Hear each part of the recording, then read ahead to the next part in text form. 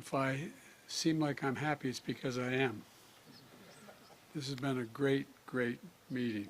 That cheerfulness from U.S. President Joe Biden came after he and the leaders of South Korea and Japan agreed to deepen military and economic ties. And the countries made their strongest joint condemnation yet of aggressive behavior by China in the South China Sea.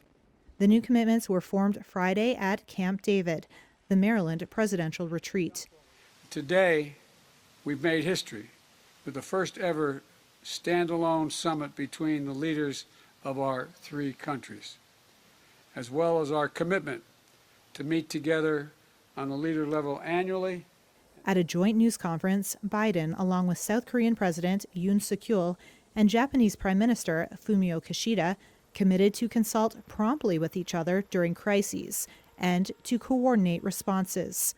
We're doubling down on information sharing, including on the DPRK's missile launches and cyber activities, strengthening our ballistic missile defense cooperation, and critically, we've all committed to swiftly consult with each other in response to threats to any one of our countries from whatever source it occurs. While the political commitments fall short of a formal three-way alliance, they represent a bold move for Seoul and Tokyo, which have lingering baggage stemming from Japan's harsh 1910 to 1945 colonial rule of Korea. But on Friday, it was handshakes and smiles. The leaders' language on China stood out as stronger than expected.